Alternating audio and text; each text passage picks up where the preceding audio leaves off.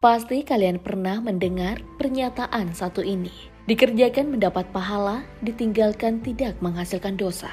Seperti itulah sifat ibadah sunnah.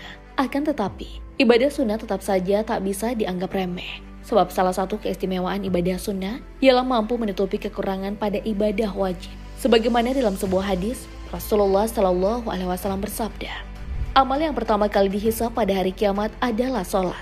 Jika baik, maka dia akan beruntung, dan jika jelek, maka dia akan menyesal dan rugi. Allah Subhanahu wa Ta'ala berfirman kepada malaikat, periksalah sholat hambaku, cukup atau kurang. Jika cukup, catat. Jika kurang, periksa lagi. Apakah hambaku punya sholat sunnah? Jika punya, kekurangan sholat wajibnya ditambal dengan sholat sunnahnya.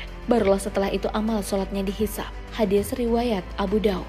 Tak bisa dipungkiri, semua jenis ibadah, wajib maupun sunnah, akan diperhitungkan dan mendapat balasan dari Allah Subhanahu wa Ta'ala. Namun terkhusus ibadah sunnah, ada banyak keistimewaan lain di luar dari yang disebutkan dari hadis tadi. Seperti halnya sholat duha. Ibadah sunnah satu ini merupakan ibadah yang diperintahkan oleh Rasulullah untuk selalu dikerjakan. Karena siapa saja yang mengerjakannya akan digolongkan bersama dengan kelompok orang-orang bertaubat. Di mana kondisi tersebut telah disebutkan dalam hadis Rasulullah Shallallahu Alaihi Wasallam.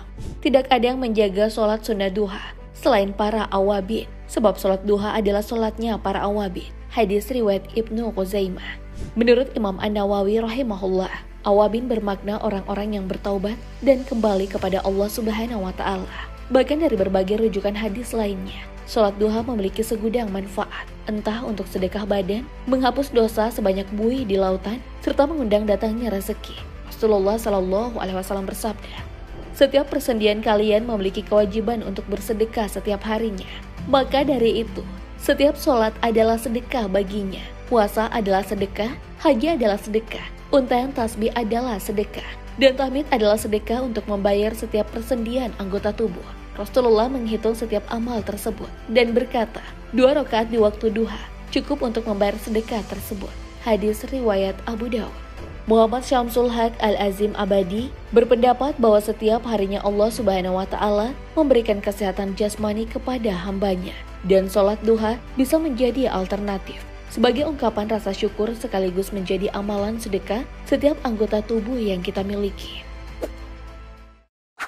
Memang tak bisa disangkal, untuk memperoleh keistimewaan sholat sunnah duha haruslah dikerjakan sesuai dengan jumlah rakaatnya. Para ulama telah menyepakati jika ibadah tersebut minimal dilaksanakan 2 rakaat. Namun beberapa ulama berbeda pendapat dalam menentukan jumlah maksimal rakaatnya. Seperti pendapat Imam Ar-Rafi'i dan Imam Ar-Ruyani, beranggapan 12 rakaat adalah jumlah paling maksimal. Pendapat tersebut disandarkan pada sabda Rasulullah Shallallahu Alaihi Wasallam, jika kamu sholat 2 rakaat, maka tidak akan dicatat sebagai orang yang lalai. Jika kamu sholat 4 rakaat, maka akan dicatat sebagai musinin atau orang baik. Jika kamu sholat 6 rakaat, maka dicatat sebagai orang yang senantiasa berdiri mengerjakan sholat. Jika kamu sholat 8 rakaat,